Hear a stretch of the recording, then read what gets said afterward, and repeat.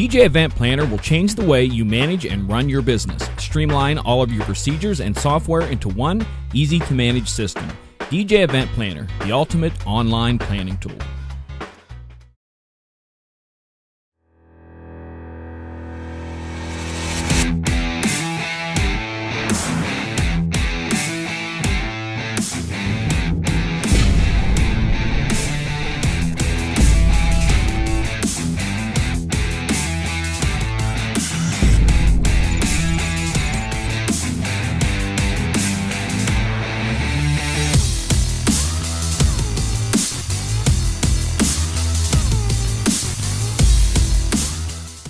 Now, if we've done everything right, we've flipped the switch. Dan, you cranked up the car. Shani connected the battery, and MJ read the directions, which means we're live.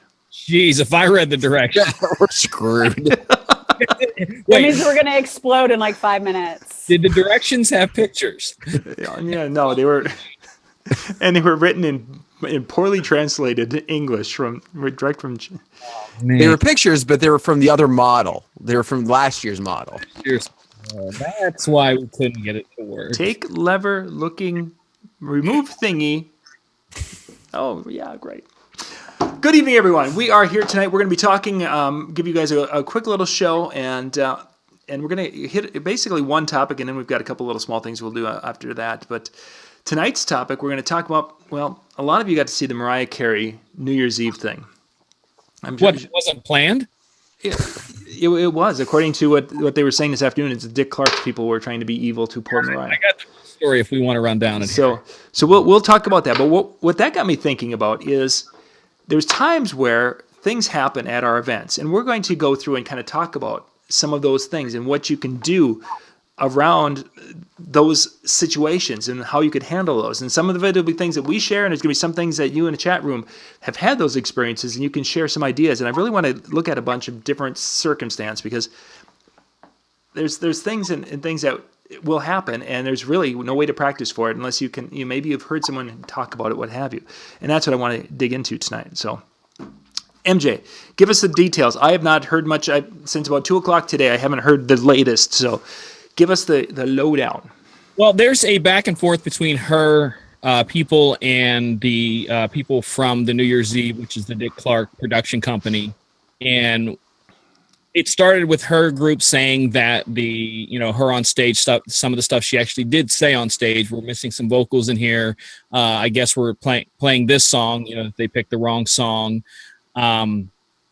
I'm just going to let the audience sing, stuff like that. And that was from her, I think her publicist, Nicole Perman, or whatever her name is. And then the people from the Dick Clark was saying, no, she didn't show up to sound check, which actually is quite normal for artists to have someone, even the guitar guys in bands usually have a guitar tech, because I have friends who that's their job as a guitar tech, is to show up, set everything up for the guitar player, play out loud, make sure everything's right for him, and the guitarist for the big band never shows up. Yep. So it's kind of normal. Whether she did or she didn't show up, they're saying, her group is saying that she did 3 hours of practice the night before and even went through rehearsal the day of New Year's Day. But they're back and forth and blaming who did what. Songs were out. I did look at the video. There were 3 stage monitors up front, and it looked like 2 to the side. So whether her in-ears were working or not, which I have stories to tell about that, there was at least enough for the background dancers to continue dancing. So it could have been a lot of things. And from a person who used to travel a lot doing vocal performing, I have lots of stories, and I even brought a show and tell tonight. Oh, cool. It's behind my camera because I've moved my camera, so that's why I had to go in. All has to do with this tonight. So there's lots of different directions we go. I have a list of people. As you saw in the little splash flyer for tonight, I did some other ones. And those are actual people that have had the exact same situation happen. I don't know if you remember, I know it was like 10 or 15 years ago where Jessica Simpson's little sister Ashley on Saturday Night Live had the goof up where supposedly they played the wrong background track and she just kind of walked off. Elvis in his comeback concert on at least 4 different songs forgot the lyrics. And there's even one you can just Google on YouTube, Elvis' comeback bloopers, and there's one in there where he sings, the song "Are You Lonely Tonight," and he pauses. You can see him struggling, trying to remember the lyrics. Then he goes, "Is your hair all a fright?"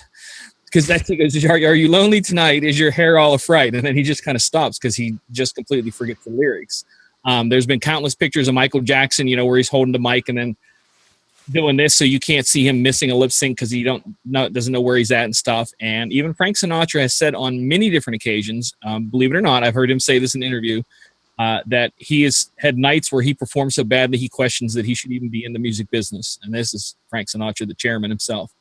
So if you spend any time performing, whether it be a vocal performer or someone being a host of an event, a DJ, anything, you will at some point, if not many times, run into instances on some level, whether it be in front of 50 people at a local party or national television in front of millions. So it is something that if it hasn't happened to you, it's going to happen to you. So that's what we're going to talk about tonight on all the different levels, all the different things that could, experiences we've had, etc. There we go. Shani, you travel. You travel a lot. We've talked about you bringing your controller in. That's something you were one of the first ones actually I was thinking about in this situation, is that you're out there, strange city, computer, controller. What happens if something craps out at you? Craps out on you. Uh-oh. Yeah. First of all, we can talk about this later, but I do have an inside scoop on the Mariah, because one of her would. Well, one of her dancers was one of my students. So. You're freaking Shani. So from now on, hi, I'm MJ. Hi, I'm John. Hi, I'm Dan. Here's Shani. No. We'll be like those She's dancers from in the Chicago. background. You had to know she was connected. Come on. You're a fax checker from now on. That's okay. No, So let's put a hold on. Go ahead. Let's get the. I was going to put a hold on the Mariah Carey. No. Let's finish that up because we get started. Okay. Well, of course, there still are rumors within the camp. Of course, because nobody wants to lose a job. And the dancers are very loyal to her. They're very, very loyal to her, for being on it, because she's on the tour right now. Yeah. So they're definitely loyal to her. But I'm not saying she's wrong. I'm not saying she's right, but there were technical difficulties. She definitely could not hear in her in-ears. And supposedly there were monitors that weren't working at all. The monitors that were working were so low that yes, the dancers could hear it, but the dancers could also perform with their eyes closed to the routines. She couldn't hear it at all. She was not there for sound check. She did not know what tracks were being played. Yes, she did rehearse the night before at the hotel with like her choreographer and her people. But for whatever reason, yes, for something like this, especially when you're the headliner and you're on right before the ball drops, and you're up against J-Lo that's on Dick Clark's, special. So, you're against an entertainer like that. You definitely want to go 100%. So why she didn't show up for sound check, no clue. Don't know why. And don't know why none of her people were there to run the songs to make sure they were correct for, whatever. That part I can't say anything about. But, then people were complaining like, oh, she's lip syncing. Oh, she wasn't going to sing live. Oh, she wasn't going to do that. But people who don't know, like even Beyonce still does it now. If anybody has ever heard any of the tracks off of like Lemonade, when she performs those live, it's her in the background doing a lot of the stuff and helping hit those notes and everything. I mean, we all know, right, exactly. And I mean, for people hating on Mariah Carey, we all know, like, she has been the ultimate singer from when she first came out. Again, I'm not taking sides with her. I still think she was wrong for not showing up for a sound check, especially for something as big as this. You want to make sure you do whatever you have to do to be there for something like this. But, even the great singers, Whitney Houston too, I mean, they were, when they're later in their career and they don't, and they're on tour every single day, they don't know if they really can hit those notes like they used to. So in their background track, it's them doing it. So people, she's lip syncing. Yeah, just like your skin stretches as you get older, same be as tight and won't hit as high notes. Everybody, man and woman both, as you get older, your voice actually lowers. Right. Right. And, so was she going to lip sync the whole show? No, she wasn't going to. She was going to sing it live with her own background tracks. Now, would people go, well, she walked off? Yeah, she walked off. I mean, she's frustrated. If I was in that position, I can't say if I would have stayed on stage or if I would have walked off as well. You're frustrated. You're in front of everybody. Things are not going the way they're supposed to. She did at one point, because I didn't see it live because I was DJing, but I did watch the YouTube when I got back in my hotel room and saw it was all over social media.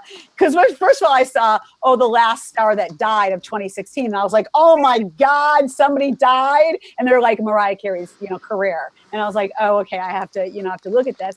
But she did say, can somebody turn the monitors on? So yeah. She did. Yeah. She said there was something to that point. I'm paraphrasing it. Yeah, it was, because I pulled the whole thing down here. The last thing she said was, F it, I'm going to let the audience right. The audience have the mic. But somewhere in there, she did say, however, I know it's in there, but she says, can we please get these on? Yeah. Right. So, I mean, she definitely was frustrated with, she couldn't hear in the in-ears. She couldn't hear in the monitors. She's not going to walk off the beginning. So, here, you guys sing. I mean, what is somebody supposed to do in that position? Walk. Like I said, she walked off at one point. I know they cut to the crowd, but I'm just happy she didn't walk off right when everything was going, being the diva that she is, and be like, I'm not going to deal with this. So she tried to do her best. Was she on drugs? No, she actually doesn't do drugs. I can tell you that. She's not. Was she drinking a little too much? That I can't answer for anybody, but it definitely was a major disaster. Like it really was. And, who do you put the blame on in situations like this? Do you put the blame on her because she didn't come up for sound check? Or do you put the blame on the techs because the monitors for some reason were not working and nobody jumped on the stage to do whatever they could with the monitors? As soon as she pulled the in-ears out, she tried to, weed off the monitors and it wasn't going. And as far as everybody saying, well, the dancers could hear everything, you guys also have to understand they'll do whatever they have to do to stay on a beat when there's no music. Yeah. I've been in shows with other artists where they've caused like a diva moment when I used to be a dancer, and they've walked off the stage and we just keep going and we're smiling because we don't want to lose our job. Or they're like, cut the music, and we still keep going and we still keep dancing because we're not going to stop dancing because the artists stop performing, because we're like, we'll stop if they turn around on us and be like, get off my stage, then we stop. So as far as her background people, they're not going to want to lose a job. So, and her choreographer was one of the dancers, and you can't really see it unless you know him. He like said to everybody, like, keep dancing, just keep, he was like doing that thing, like, keep dancing, everybody, just keep dancing. So he definitely told them, just no matter what happens, you keep doing these routines. But it was a hot mess. Yeah, it was. Definitely. And there's ways, I think she could have, with any number of ways, could have handled it better, even though she didn't do some of the other things and was having issues. But we all know she can sing a cappella. We all know that. She has an incredible voice. There's so many, different things. Okay, hey, everybody, cut the music. Come on. All right, I'm going to start singing Butterfly or start singing whatever. I've seen countless artists do that, to where they get frustrated with the sound guys. And I don't mean to blame sound guys, but things happen. And there was one concert I saw a few years ago where a guy sat down to the piano to sing, and the mic on the piano just did not work. And he couldn't get anything. And they tried, and you could tell he was getting super frustrated. And I'm thinking, what's he going to do? So he just takes his mic, walks to the front of the stage, and just starts singing without anything. And the crowd joins in with him. And by the time they went through that, they had somebody ran up, switched mics, and went out. I've seen, like Shani said, other artists where they'll just go, stop. Can we start the track over again? It's the wrong track. Literally stop everything in the middle of the show and start it over. So there's 1,000 different ways. Like I said, as I used to travel and perform as a vocal artist, I've done a few of those, and I've kind of done a few tricks. Like I said, I brought a show and tell to kind of show how I beat that. But after one really bad experience that wasn't my fault, I beat that. And, I'll talk about that later too. So, but again, if you've never been in the hot seat and you've never been in those types of situations, she has. So I'm not, there's no excuse for her. But for DJs having issues, and if they've never, it's hard to say, of course, saying now, well, this is what I would do if this happened. But if you got thousands of people in front of you and power cuts out, or this happens, or a speaker just pops and, you know, ends or something, you're right in that moment. And within that millisecond, you got to figure out, how am I going to get out of this and get this party rocking, or get this thing going? And it's happened. I mean, I know it's happened to all of us. And yeah, John, it's definitely happened on the road with me, with some of the production companies that I've been with, or stupid people in a corporate conference that decide to plug their computer into our lighting unit that they thought was an electrical outlet, and it blows in the middle of like a keynote speaker on stage. Yeah. You know, just you know, stupid stuff. And, you know, and of course, what does everybody do? They look back at the DJ, they look back at the tech table, you know, because it's always the DJ's fault. Mm-hmm. It's always, no matter what's going on, a sound, anything, you know, interference in a hotel, you know, hailstorm going, power's cutting out, and it's the hotel issue. I had that happen in LA. New Year's Eve at midnight, right at midnight, the whole neighborhood that he was DJing at went dark. So yeah, I mean, I had that in a hotel in LA. They had a huge thunderstorm, and the power went out of the hotel, and their backup generator didn't go on. So they're, you know, the client's yelling at me because power's out in the ballroom. And I'm like, well, it's not just the DJ power and the AV power. I'm like, if you look around, like, there's no lights on, and, you know, in this ballroom. But, you know, it's terrible to be in those type of situations, and you have to really keep a cool head. And you have to be the voice of reason. No matter if you messed up or somebody else messed up, you have to be the one who's the voice of reason. Be like, okay, how am I going to get out of this? How are we going to, you know, be able to turn back to the way, you know, it is again, without anyone being like, wow, that was messed up. I mean, I had another situation where we were using a company, and the moving heads, for like that, you know, we had an opening that was just going to be like crazy powerful type thing at like 7 a.m. type of opening. And from 7 a.m, the moving heads were still on at like 11 p.m. And they started acting really weird around like 9. And they started like the guy swears to me he wasn't touching the board. And they just started going crazy in the middle of this like meditation, like speaker. He's like, okay, everybody, close your eyes and feel you're in it. And all of a sudden, the moving heads are just going crazy, like we're in a rock show. And I'm like yelling, I'm like, turn them off. And he's like, he goes, look, all my switches are down. I'm like, hit all the buttons, turn it off, cut it, take the power, do it. And he's like, every switch is down. But it was like, we had to figure out what to do, because of course, this is like a meditation time right now, where, you know, feel yourself just, you know, at the bottom of the ocean, you know, and everything, lights just going crazy. So it sucks. It sucks to be in those positions. And you can, you know, once you fix it, you can't dwell on it. Yeah. You gotta just move forward, and you can't think about, oh my God, I'm so embarrassed on this and that. Because you have to move forward. If you got like 7 more hours left or whatever you have to start looking like, okay, we got to get back to where we were. Afterwards, I'll talk to the client and I'll apologize, and I'll do this, I'll do that. And maybe they won't bring it up because everything else was great. But, you know, we got to be aware of what will we do in those type of situations. And you got to be on the ball. You just have to. Yeah, for sure.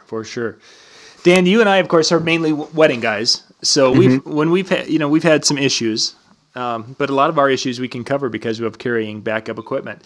What are some of the items, or that when you're carrying the backup gear with you, what are some things you definitely have ready to go in case of an emergency? Well, in the actual room that I'm in, I always make sure that I have a backup laptop. I've got my iPad, which is on ready, because I actually use that to control my lighting. But then I've also got DJ loaded with it, with like the top 200 from Mobile Beat loaded. And so it's just a matter of, I make sure that I've got a couple songs, a slow song and a fast song loaded in each of the decks, so that basically if something happens, it's a matter of hitting that, letting that run, and it's running into the mixer or into my controller. Now, if my controller goes, the nice thing is I make sure that the power speakers that I use also have RCAs in the back, and hooked into the back of my controller in case I need to to go from the iPad into the controller is my RCAs. So I can go, I can plug into the back of the powered speakers. In my trailer, I carry backup powered speakers. So, I mean, some people are listening to this and might be like, oh my gosh, you have like, 10 grand of equipment that you don't even touch. You're right. I do. And that's what it's there for, is so that I hopefully never have to touch it. Personally, the way I've done it to kind of build up, because in the beginning I had no backup. I mean, it was like if something went down, I would have been screwed. I had no idea what I would have done. My first thing that I started doing was when I would do an upgrade on my system, my former headgear then became my backup. And then, and then as I went down the road a little bit and I upgraded a little bit more, then that became the backup. And then actually what I end up having is I have my past generation of speakers is my backup, but my 2 generations ago is my ceremony because they're a little bit smaller. So, it's kind of weird. So I kind of had this weird thing going on with it. But it became one of those things that I had to do. I had backup hard drives in my backpack, and all that is kept underneath my table, at my table, ready to go, as soon as I can. Obviously speakers and that are going to be in another room. I have a friend of mine who, when he does it, the way his power speakers run or whatever, he's like, well, if I lose one, I just quick switch everything over to the other. He runs in mono all the time. So if one goes down, he just cranks that other one a little bit louder and just runs with it. And that's it. He doesn't have any other backup. I prefer to actually have other speakers that I can bring in and run it from that way. That's why you want the pull-up service that you wish for at Christmas, don't you, Dan? What was that? That's why with all that stuff, that's why you wanted that pull-up service at all venues that you Yeah. I mean, Inside. Because if I can park it right there, that's a real quick access if I need to get the emergency. Oh, roll the windows down and just run a extension cord in there. I'm good to go. Some of the travel units that I used to perform on, that you pull up and the side of it flops down and it's a stage and everything to go. That's what you need, Dan. Instant awesome. Only. So MJ, let's talk. What Dan was saying is, everybody should have sound backup up and ready to go. Just like, I know a lot of people are like, oh, I have a backup computer. I have this, I have that. But that's great. I mean, I have a backup computer too, and that's not on. But like for my private events, I have my iPad connected right next to the mixer, ready to go with something loaded, for that, just in case. So that is a huge thing for the DJs just to have, and not saying like, oh, I have it back in my truck, or I have this, I have that. That's fine if you have like the speakers and things like that. But for sound, you definitely want to make sure, like what Dan said, and you have it up and running, and you sound checked it too, to make sure if you're running like RCA or wherever you're running it, that channel is working. So that's a major big backup thing that can eliminate any headaches if anything happens. And I would say, another plus for those of you that are doing 2 wireless microphones is you have a built-in. The way I have my wireless mics, I have 2 identical as far as style is concerned. But one is labeled, one I have kind of color coded, that is mine and nobody else uses. So I don't have to worry about germs and that kind of thing. All the sickness that can come with winter and just normal use. And the other one that is everybody else's. But I had one event, I sound checked it, everything went fine. Something happened. I don't know if I forgot to hit a button, if a cable came loose, whatever. They went to do the toast, and the microphone that I had set up for them suddenly wasn't working. And in that instance, I didn't have time to go, oh, push the power button or whatever it was that happened. I just ran up with my microphone, said, here, use mine, let's go, and run with it. I know a lot of people who do a wired mic for themselves and a wireless for everything else. What's your backup if, oh, by the way, come up to my sound system here and do your toast from here. I guess you can do that, but I don't know if I'd want to. And if you ever need to go old school and need a microphone, do all the new age DJs. I know where this is going. Do all the new age, because I've even had to do it for a couple announcements. Do all the new young DJs now know how to go old school if you ever need a backup mic. Show us, MJ. Yep. I've done it numerous, and it doesn't matter what headphones you own, cheap, expensive, whatever. Just don't have your vocals feeding back into your head at the same time you're speaking into them. Yes.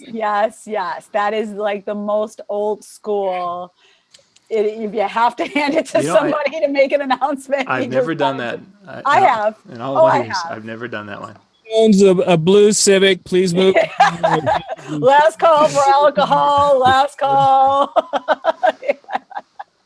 But that is a backup if you ever just like things are just not going your way that night and you need to make a quick announcement. Just be aware that's gonna sound muffled, but it will do its job. It will get you there. Yeah. I'm gonna go Hick side for a second. That's actually because of that and the cancellation. NASCAR, they're like the crew chiefs or whatever that are on the boxes have started using microphones to talk to their drivers that are old headphones because it canceled out everything around. So they took the old school and made it new. There. Little Hick side for you. Because you need a lot of instruction to turn left for 2 hours. Yeah. You're coming up to the end of the track. You might need to turn. The GPS on that left? race. In 200 yards, turn left. In 200 yards, turn left. You would still get lost. Probably. No. I'd be like, where's the jump at? I want to jump something. MJ, let's talk about a little bit of your experiences. Now you've traveled around the country and you've done as a DJ, as an MC, and such. The vocal artist, not an MC. No, don't think that I came in. Well, I did that too. I was host for many giant thousands of people festivals, but I also was a vocal performer, right? Okay. Performed, sang and stuff. And when it comes to hearing your inner monitors, you can't imagine what it's like trying to hear everything else over the sound that's coming out of your own throat in your own head. Because it's different than hearing a beat when you're DJing, because then you've got to be able to get those tones and beats to a point where you're hearing it aside from what your own voice is doing, so you can adjust your own voice to everything else that's going on. So as Mariah is trying to hit those songs and notes, she, like I said, from a performance point of view, that's not an easy thing to do. If you can't hear it, number one, to find where you're at, and number two, to know if your voice is good that night, because that was an outdoor show. So just like, you take a guitar outside, the heat and temperature is going to change, and it's going to change whether it's in key. And that's why you see a lot of vocal artists, when they do shows, they drink room temperature water. They won't take cold water. It's room, and you got to the point where I can't drink anything but room temperature water, because when you start drinking that, then that temperature change messes with your voice. Sure. Things like that. And I also used to have a habit where I did not eat before shows, because it would fill up the diaphragm and you wouldn't be able to get the good breaths and hold the long notes and different things like that I was known for. But this right here is a picture of me from 73. 2003. When I was in 4th grade. 2003. Okay. And it was on this stage. I love it. Show. Yes, it was back in the days of the rave and in the sandstorm and stuff. But on that stage, that day, the only monitor that was working was, as facing the audience, the monitor to the left side. The only one. Okay? So we're getting slapped back from the speakers that are going out and coming back, and I got one monitor on the left-hand side that's working, and they couldn't do anything about it. The whole show. They told me before I went up, we only have one monitor working, just let you know. And it was at that point there that I said, I'm going to start taking things into my own hands, and invested money into my own self for the performances. And that's where I started carrying this. The little case, as you see, I'm going to try to do the microphone and it at the same time. Yep. This was a logo one of the years of the tour. I think it was like 3rd album, 4th album, 5th album, 6th album, something like that. Like my 6th album, there was a logo for it. MC, DJ, MJ. But because of that stage, I used to tour. So you have my own mic from now on. I am never touching, like Dan said. You're on a stage with 20 people using the same microphone, spitting into it for an hour. That's no fun.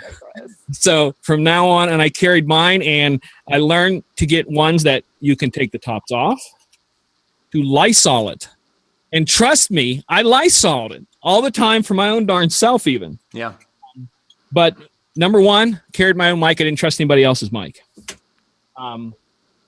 So that came with, your little old school thing. That shows you how old these are. Mm-hmm. I also came with my own in-ear monitors. So what you saw her with, I bought my own. And some venues, you can walk in with just the earpiece. They give you the pack, and you're working on their system. I didn't even want to do that anymore. So I got my own in-ear system. So when I set up, I would be set up like this. I just broke the antenna off. All right, so you have 2 units here. I have my music going into one. So what I'm hearing, my track, and the other one was my mic. Okay, so they didn't have to worry about anything from me except for how the audience heard me. And this I made because you treat it like a stage monitor. So you plug it in just like you would plug a stage monitor in. And then I had control over my voice and my music on stage. So if it wasn't loud enough, it wasn't quiet enough, whatever, I could tweak it however I wanted to on stage as the night went on. Sure. So I put it into my own hands. It's like, I'm not trusting anybody from now on. This is going to be in my hands. So if it's bad, if I can't hear, it's my fault. And that's one of the things that we talked about backup equipment is that I immediately, like I said, after that show, invested in this whole thing. Holy crap. And we even have show notes here, probably lyrics and song orders. Yep. Geez. Now we're going down memory lane now. Now we're talking production details from shows in here even. Sponsors I had to talk about. Support your local band. That was always important to have. They gave those out galore. Another artist stuff was in there, but an old business card when I was thugging it. You can see that I'm thugging it hard right there. That picture was taken in New York City down in Brooklyn. But that was one of the things that became so incredibly important is that I took control over everything that I could take control over when it came to my performance. It is very common, like I said, for artists to send someone to sound check. When you're performing, let's say I'm performing with 3 other people and I'm the opening act, I'm the last one to sound check. So it goes in reverse. So the main act sound checks first, then the middle one, then me. So I'm the last one in there if I'm the opening act. And I want to make sure it's right. And I always have someone there listening too, so that not only is I'm going to worry about me, but I want someone I trust out there letting know whether the sound guys are doing a good job or not. Because right. We'll correct that. And I've even been pulled in for many bands when I was on tour. They're like, come listen to us. And I'm like, okay. Because I was like, my ears are ridiculously good for a DJ. It surprises me that I have good ears. But I would go in and I would just close my eyes and I could hear like, Jeremy, your tom drum on the right, tune it in. Amber, your guitar set too high, and just sit there and do that with it. But you have to take control of your show, and your show includes, as being a DJ, everything that you put on from the first light that turns on to the last word that comes out of your mouth is your brand, and you have to take control over it as much as you can. I'm sure there are places and things where you don't have 100% control. That's life. Have I had instances where I got lost on lyrics? Yes, many times. I actually used to travel, and I'm surprised that there is none in here. I used to have a cheat sheet that I used to travel with, and there's still more in here, more notes there, that I would put on every song that I was doing in order on a sheet. And then if there's 3 verses, the first couple of words to every verse of every song. And there was taped in front of every monitor. So if I forgot where I was at, I would just go up and look down like I was looking at the monitor, even though I had the things in my ears. I would look at the monitor. I'm like, oh, that's where I'm at. And be able to hit the right words in the right spot. Because you really get confused because some nights, you have a 20-minute show. Other nights you have 7 minutes. and I had different stuff set up for, like, I had actually one show that was called 7 Minutes and a Microphone is what we nicknamed it. And it was literally 7 minutes where most other people would perform a song. I shoved in this well-mixed medley in 7 minutes that had everything in it. It was like a mini show in 7 minutes. And you just, like I said, and things like that, you just take control of everything. As a DJ, you have to have your backups. With our phones today, if you don't have gobs of mixes in your phone, shame on you. You should, find somebody who did an 80s mix, put it in your phone. Someone did a 90s mix, a top 40, anything. Keep them in there. So worst case scenario, you have that thing plugged into the back of your speaker. Pop your phone in airplane mode. Keep that in mind. Yeah. Find the mix that is good while you're resetting and reset. And I even know to the furthest end of this, I have a fellow DJ who actually burns CDs still and takes a CD player for the wedding stuff because the CDs will come back up quicker than the other sound will. So if you're on that note, really quick, I just want to say exactly what MJ said. Make sure, even though we all have backups for sound, make sure you have what you need. And it's not just a bunch of songs. Like, mixes are great backups. Yeah. And having every type of genre mix puts everybody's mind at ease. So make sure when you have your backup, you do have, like what MJ said, like you have a backup for the cocktail, you have a backup 80s, 90s, top 40, which really can carry you for a couple good months, 6 to 8 months if it's a backup. You have all the genres. So if you need to do a 10, 15-minute mix to figure out what the hell is going on with my equipment, you could still do it with a smile and know, like, I don't have to keep loading a song and on that, DJ for iPad or Serato Pyro or whatever you're using, that you're like loading songs and now you're mixing off of that, where you could just play that mix. And please don't have one with drops either. But that all right, MJ, keep going. I just wanted to make sure. That's fine. No, those are good. That's important. Like, this is all things that if we were going to take something away from her experience and some of the other stuff that the different people that we have talked about, you as much as you can, you have to take it into your own hands, because it can get away from you quickly. And again, everything you do, like the last guy who spoke talked about how much weight he has lost. You are your brand from the first contact you make with the person who's hiring you. The very first word you say to them, your brand is now advertising to them from the very first word. So all of this is just kind of stuff that you kind of have to, it may take you a while, like I said, because I remember going to the local, the sound store the next day and started talking to them about these things and looked at how much I had to put down at two of them at the same time and went, yeah, I'll take them. but here I am, what's that? 13 years later, they're still usable and it still works. And if I need them, I have them.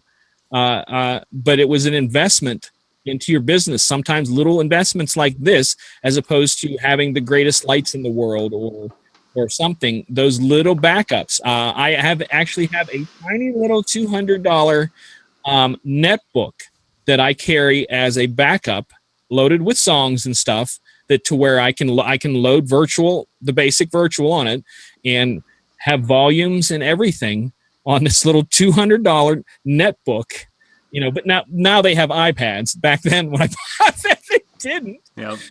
But you have that kind of stuff. Here's a perfect example. I got, if any of you are Amazon Prime people, they put their little Amazon Fire on sale, and I got this year for $33. And for $33, you can have a backup, another backup. Because trust me, one backup may not be enough, like Dan said. Speaker wise and everything, that's where I come up short, because I have one set of speakers. Well, I have one set of speakers and one other one. So my backup is one other one. The one thing I took away from Mariah and the whole situation and everything else, and some of the stuff that we talked about tonight, putting the show in your own hands, having a backup, but have a backup plan. Like, that's the one thing I think that kind of struck me the most was, there was no, at least it seemed like there was no plan if this didn't go the way it was supposed to go. She was trying to find the song. It looked to me like she was Right. trying to find it, but just couldn't for some reason. I don't know why. But I know, I know guys who have, their crisis plan, if you will, that, this is what's going to happen if, they even have it down to, if we lose power, this is what I'm doing tonight. If the best man somehow gets drunk or passes out between the ceremony and the reception, this is what we're going to do here. There's a fight that breaks out between the two moms. This is what we're going to do. And it seems ridiculous to have all those things, but for yourself, what is your plan if everything goes wrong? Because if you're doing somebody's special event, whether it's a wedding or whether it's a party, whatever, you're in charge of their event. You get looked at if you don't have it right. Like Shani said earlier, the power went out and they're looking at her like, what are you going to do? It's not my power. There's some things that are out of our control, but there's a lot of stuff that if you had a plan or you have something ready as the knowledge, now suddenly you're not just the guy who took care of things, but you're the expert who saved their day that you had nothing really to do with in the first place. Just an example on that, Dan, and the same sort of thing you said about being ready. My ex-booking agent used to have a saying, and he said, if you're early, you're on time. If you're on time, you're late. If you're late, don't bother showing up. And I could not tell you how many times I've gotten better spots in shows, more closer to the headline, simply because I was there and ready and was known to be, at any point, could be thrown on stage to perform. And just being ready, like you said, can make you look like the hero when you're not doing anything other than you normally do except prepare a little bit extra. So. Okay, Shani, let's get back to it. Some people were asking a little bit about your gear and such, and because of, again, you traveling with your system, let's talk a little bit about how you handle your things. Yeah, somebody asked about my Vegas video. That was not it. That was me in a club. Like, that was me at the Tropicana. No. I was lip syncing. I was singing into my songs because I have fun when I DJ. But yeah, somebody said they only saw one laptop. I don't set up a second laptop when I'm at the club. Like, it's not open. It's not set up. It's not anything like that. But I do have USB to plug into the CDJ.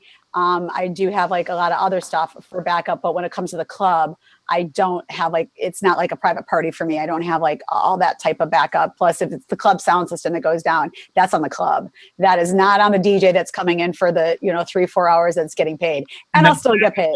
Right. Oh, it's happened. Oh, it's totally happened. It's totally happened. So as far as backup for that, I have like my laptop in my bag, but I don't pull it out because somebody will steal it. There's, hoes that come into the DJ booth and want to, take, social media in the booth because they want to say they're in the booth. So I don't know who can grab what. So my security is definitely up there. But as far as the corporate stuff goes, yes, I've been in numerous situations where even I was actually talking to somebody on the chat about maybe hooking up with him as far as his production company goes, because we're always looking for new production companies for everywhere that we travel. I get there the day before the conference, and usually when I get there, there's a certain time that we tell the production company to get there to, come and set up. And, we have the contract and the writer that says like what we need from them and what they're bringing. And when they're setting stuff up, like I'm not the nicest person if they've never met me before, because my clients, the reason why we fly over the place and they're not using somebody local. There's a reason why, they're spending the big money to have somebody like me run their production and run their 3-day conference that, all their employees and the administrative people and everything are going to be there. And I want to make sure like everything we say is set up correctly, because when their staff and the person that's running their conference comes in and looks at the setup and saying, I thought we were supposed to do this. I thought there was supposed to be more backshop across the whole entire wall. Now, there have been instances where I'll walk in, they give us the dimensions of the ballroom and this and that, and the ballroom's a lot longer than they thought it was going to be. So, situations like that, I say, well, if it's a local production company that's within driving distance of going back to the warehouse, I'll have them go back, and of course we'll bill the client. Or I say, well, it looks like we're using PSAV and we all know how much they charge. But if you really want, the pipe and drape to go across, and that's not the dimensions you gave us, and and everything, we got to do it. But I've had times where the room is about to open. And for those that don't know, when I do my conferences, if anybody knows who Tony Robbins is, if you don't know, Google it to who he is. Right, he's real short. Yeah. Tony Robbins, yeah, he's Pretty like quiet too. Yeah, he's Really overweight really too, I quiet guy. A lot of people don't know him. A lot of corporate people now, when they have their conferences, they want that Tony Robbins feel, and that's why I'm involved now. And they want, these conferences run from like 7 a.m. till whatever time they decide to finish, 11 o'clock at night, midnight, it doesn't matter. I'm on their time. So, it doesn't matter. And like MJ, we were talking about this like on another show, when they're on their lunch break, I'm changing batteries, I'm fixing lights, I'm doing this, I'm doing that. My lunch break is like a protein bar, or if I can get to the buffet after them and scrap up some pasta afterwards, I'm eating, that piece of bread, of burnt toast that nobody wanted and stuff. So I'm not there for the food. I'm definitely there to make sure they have what they wanted.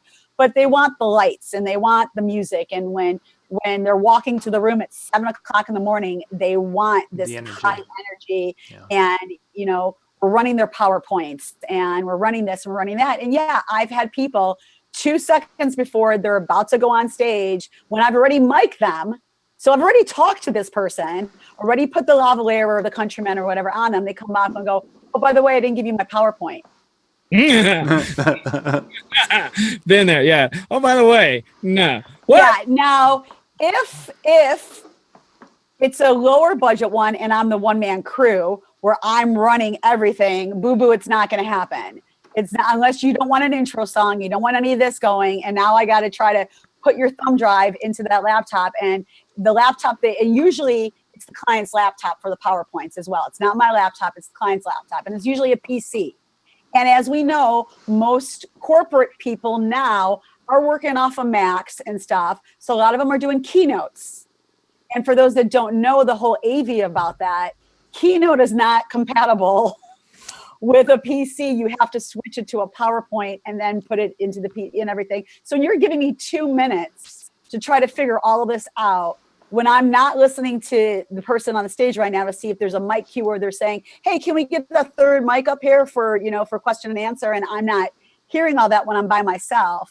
It's not going to happen. And that's when I have to go find one of their people who's in charge, who's like my client, and say, just want to let you know, Johnny's about to go on stage and his PowerPoint was not inserted into your PowerPoint. So you got to figure, either Johnny's got to, just talk off the cuff and his name and picture are just going to be up on the screen, or you guys have to figure out how to do it. And of course we do that. But when I have my AV techs with me, that's when we just have to work like this. We don't say anything. We don't, if I'm barking commands, everybody knows not to take it personal. And we all are just doing our job and put the thumb drive in and put the freeze frame on and hitting the switcher and making sure everything's good. But there have been times where my production company doesn't bring what they're supposed to. Mm-hmm. And, or they forget something, or, and it's like, come on, guys, now we got to try to figure things out. Am I mad? Yeah, but we got to move forward. And when mistakes happen, you can't dwell on that stuff. You have to just try to move forward with it. And, and even like at weddings, I mean, you play the wrong song. I mean, God forbid that would happen. Or you play the wrong version of the first dance or something. Or I know nobody can say this has never happened to them. And I'm not saying at a wedding, but any type of that, you say the wrong name. I'm not saying it's like the bride and groom, but like you're about to do like, now coming up for a toast, let's go up for John. And they're like, John, it's Ben. And you're like, right. I just want to make sure you guys are paying attention. You just got to like. That I was testing you. I was testing you. Can I get a bump? Oh, wait, I'm the DJ too. So that's not going to work, But, you can't just have that deer in the headlight look and, oh, crap. Oh. We all are human. Nobody's perfect. We're not robots yet, so it's like, you got to go with it. Not every event is going to be that event that we all talk about that was the best of 2016, or, it's not going to be like that. There are going to be events that I call, then I look at my staff and I go, look, kids, iceberg straight ahead. We're just going straight towards that iceberg. And I don't know how to get out of this, but we got to try to either turn the boat to the left or to the right. You just got to try to keep that level head, and you got to work with it. Like I said, I've been at my conferences where power just cut right out in the middle of like the biggest moments of conferences where they're giving these big promotions for millions of dollars and passing out Rolexes, and mics cut out, everything cuts out, and they look right at you. And later I found out it was the hotel issue, and I had to make sure I pulled the big wigs aside and let them know, look, it wasn't my production company. We, my one guy ran, in the back and tried to, figure things out, and was pulling out this and the amp and thought it was maybe a bad amp, and switch this and switch that. But then I go to find out it was a breaker issue at the hotel. And you just you got to go with it. And the next day, I didn't want anyone to try to think about that. And we just had to push forward. So, the biggest thing is, make sure you have backup. And if you don't have backup, or even if you do have backup, try to have a game plan, because when you are in the heat of the moment, you're just going on adrenaline, and you got to figure out what you're going to do. Like when Dan said, I have the music already plugged in and it's on, and I have mixes ready, and I have this, and, and we got extra mics, and, MJ talking about that, and I bring this and I bring that. And, if you're working with people, like sometimes I'm working with new production companies that I've never worked with before. And, I say to them, look, you got to listen from this cue here, and you can't take it personal when I'm like, go, go, go, go, go, run, do it. Like you can't, we could break bread later and have a drink, but, laugh about it. But you can't take it personal, or you got to get it out of that system. And any sound engineers that are in the chat room, they understand, they know it. They're on their headsets yelling at each other all the time. And you got to make sure, because guess what? The minute, even if there was a mishap that happened, if everything else runs smoothly and you get out of it, people are still going to say it was a great event. Yeah. Everybody was dancing, everybody was this, and this was great. And you can't dwell on it. You got to move forward. And that's what we're saying. Like, was Mariah Carey in the right? No, she could have handled a lot of the situations differently. She could have, was it because she couldn't hear? Was it, okay, well, like we said, she isn't new to singing. She's been singing her whole entire life, and we all know she can sing. So there were ways that she could have moved forward, especially on such an important event. Like, you're the headliner on New Year's Eve before they drop the ball, so there are things to do, and of course, like, she put out the tweet, it happens, and just kind of like, and just to, oh, well, 2017, I guess I'll be in the headlines. But we can't do that. We can't say stuff like that, because the minute we say that, no one's going to want to hire us. So we got to figure out our game plan, or, like somebody said, we have our A, now we got to figure out our B and our C. So, not every event is going to be the good one, and we have to learn from all of those. By the way, also, if you've got people that are working with you or for you, if you're multi-op or you're a couple person team, put it into your training and actually just create scenarios at your house. Hey, by the way, power went out, and just like, you probably don't want to pull power out of the wall in your system while it's live if you don't have to, but power went out. What are you gonna do? Yeah, Camp Spinoff does that with their DJs, to where that they will intentionally mis-set up a setup of DJ equipment, and then tell the kids, you now have 1 minute to figure out what's wrong and get it working. And it's all training about, troubleshooting from the very beginning. Yeah, we did that with our staff. Yeah, make sure you have, extra XLRs. Make sure you have extra cables, whatever type of cables you're having. We've all had cables that have gone bad. we don't know at that point that it's the cable. At the end of the night, Saturday night, as all the music was off, I was tearing down. I unplugged my headphones, and my cord just split apart. My headphone cord. So it was like, that could have happened at any point during the night, but I took backup. So, but it was like, anything can happen. Right. And anything can happen. And if you're at venues, especially like if you're at hotels, befriend the PSA people. Even though, like, you're supplying everything, find out who the engineer is there or PSA there, because if for some reason you don't have the right backup, or something else, or it's all the way in your truck or something, friend those guys, because guess what? You might need them in a bind, and it might cost you an arm and a leg, but the client doesn't need to know that, and the show must go on. So make sure, batteries for your mics. I mean, I know I shouldn't have to say anything like that, but, make sure you have extra batteries all over the place. I mean, I know DJs, like, you should just have them in bulk. Right there. Finding them in your truck, like in your cords box, in like your emergency kit. There should just be batteries like everywhere. Your controller. But not left where anything really, really warm could happen to. Right. The whole front of this was 9-volt sectionals, so that I had 9 volts in there pointing down. So it was in the foam and it didn't touch anything. So if push comes to shove, like I said, all this I kept on stage because of that. So if something happened, I'm whipping that thing off, new battery, here we go. But you have to prepare. Yeah. I mean, we at our company, we have what's called an e-kit. And every system, all 6 of our systems have their own e-kit. And it's the same stuff. It's an e-kit stands for emergency kit. And it all has the same stuff in the box. And we even have like a laminated sticker like on it. So it says it's got 2 of this, 1 of this, 3 of this, 4, so, and then we also have a sheet in all our folders that go out to the parties. So if you take something from the e-kit or something happened, you write it down. So when it gets back to our warehouse manager knows like, okay, I have to replace this, or they took extra batteries out of the e-kit because we had 4 events this weekend and we used the same system and nobody thought like to do a different system. So there's no batteries anymore. Right. So, definitely I would say for every DJ that are doing the private events, make sure you have like your own emergency kit.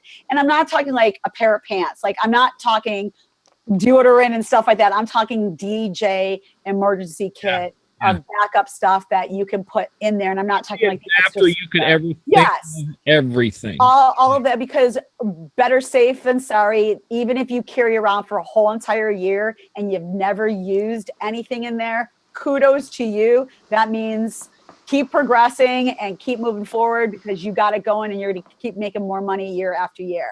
But and also keep that emergency kit by you. Don't put it in the back room at the wedding where they tell you can put your dolly and everything that's like 5 minutes away. Ours is black and it's like a nice little box. So ours like stays right by, the amp or the mixer, whatever we have like on the floor. And if you have to cover it with like a black cloth, whatever you have to do to make it nice and neat, keep it by you because you never know when you got to go in there or, even like if you have that stupid videographer that you've talked to numerous times and they still never told you that they're going to plug into your mixer and they come over and they're like, yeah, so when can I plug into the mixer and do sound check? But then they don't even bring anything. They're just looking at you like, well, don't you have the adapter or the cable for me? Now you could be the mean person and be like, I got nothing for you. Sorry. Or no mix for you. No mix for you. No mix for you. Boop. No mix. Yeah. No mix for you. You move on. Or you could be the nice one that saves the day and goes in your e-kit and pulls out. Let's see what we're doing. RCA into mono. Okay, into this, into that. All right. And you do it because then they might be nice and remember that. And you never know, a wedding or a private event might I keep saying might come out of it because they remember that you were the nice DJ. That goes perfectly with my last thought on this. And John, we talk a lot about the different things going to the expos about networking. And there's a lot of times in the city here where we'll do events where we know that a bunch of DJs are going to show up. Yeah. One of the best things to do is to go show up and network with people because it's happened to me a couple times, but I've known it's happened to every DJ in the world where I'm at this place, my power cord for my computer just quit. I'm at such and such a place and they don't have something. Who's in the area can let me have one? And if you have friends, I had a place where they had their own sound system. But that night, for some reason, they had no cords to plug the power into the speaker. They had nothing. We don't have those. I didn't bring, what is this? With CSI, is that what they're called? What's the plug for speakers? IEC. You see, and they had none of those. So I had like, hey, are you down here tonight, man? You got a couple extra in the bow? Yeah, I got plenty. So I didn't have it that night, and being nice and networking with some people, they had my back, and hopefully someday I can pay them back on it. Exactly. Cool. Yep. I want to wrap things up here in just a minute, gang. One thing, can I build off what Dan had mentioned earlier? Dan had mentioned to have a plan, and I think this is something that I taught with our staff, and I still even practice with today. Is I have a set of activities that I can do if we lose power, if the audio is completely gone, what have you. Because there have been times where I've lost power at a show. One time it was complete gone, but I can do a good 20 minutes without a microphone and without music at a show. It's going to incorporate some games. It'll do a scavenger type game. I can do a word association game is what it's referred to as. But I have a group of activities that we can do for about 20 minutes. After 20 minutes, if the venue hasn't gotten electricity back, it's a wrap. We're out of here. The people are going to leave. Yeah. And I've thought about the idea because I've got the battery backup or the battery speakers, the ELS 8BTs, or you can get a 15-inch. And I've always thought about maybe having those. There was a couple of events where I knew the weather was going to be very foul, and I was concerned about us losing electricity. And in those particular cases, I made sure that my truck was parked within 100 feet of the room because we could have gone through some doors. My truck has got a full inverter system built in under the hood for parades. And in the back by my hitch, I can take out the extension cord at the end of it, and I can plug in. So my diesel truck, I could turn that on, and I could be running a sound system that takes less than 3,000 watts of electricity. So and with all the powered speakers nowadays, yeah, with that technology, that's amazing in itself. Yeah. Yeah, exactly. And John is not a singer, but I know how to get people to sing.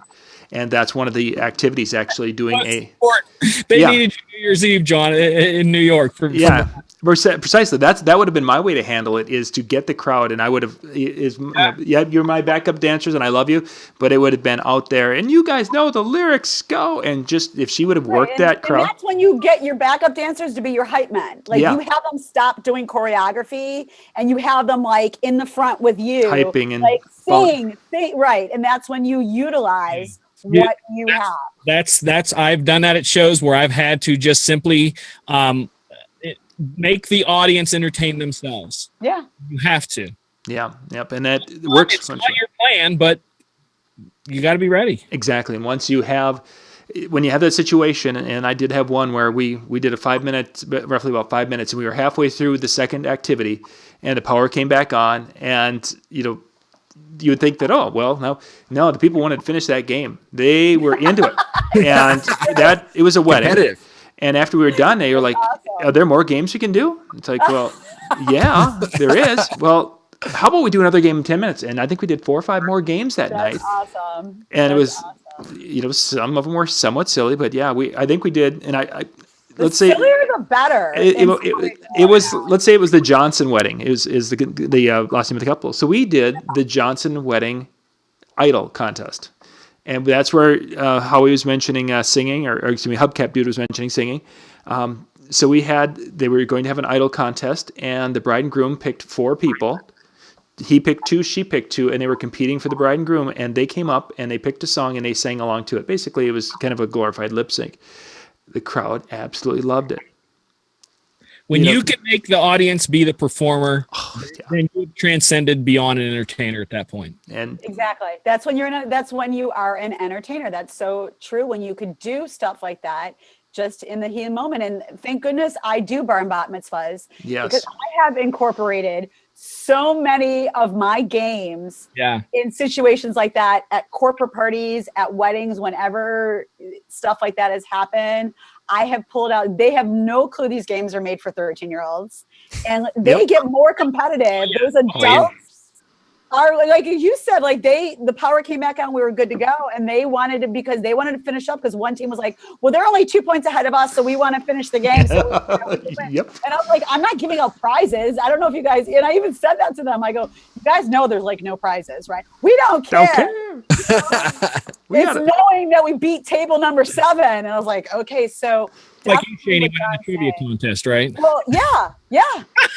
You don't understand. I can pull trivia out of my bootay in every freaking genre, because we've done that for cocktail for kids and stuff. So I can do it on any sports, music, fashion, everything, video games, everything, you name it.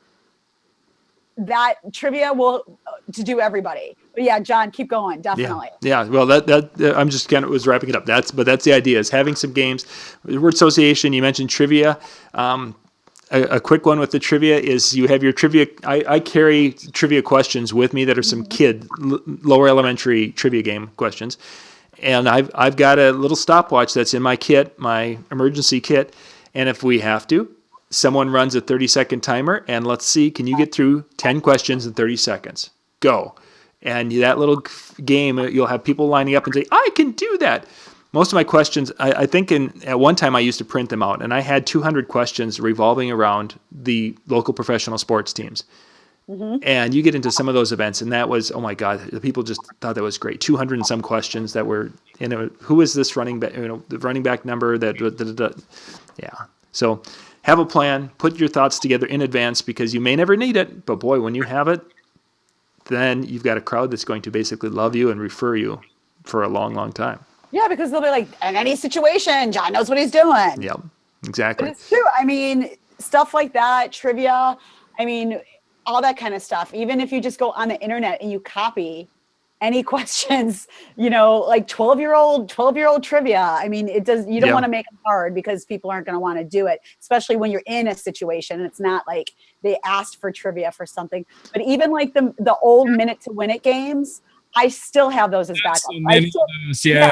I mean, I do those at my mitzvah still, but I have those as backups because those are funny. Yes. And especially if people are drunk at that time, it's even more hysterical. But I have all those little, because those are fast paced too, because even when you're in a situation like that, you want to try to keep things moving with those type of games.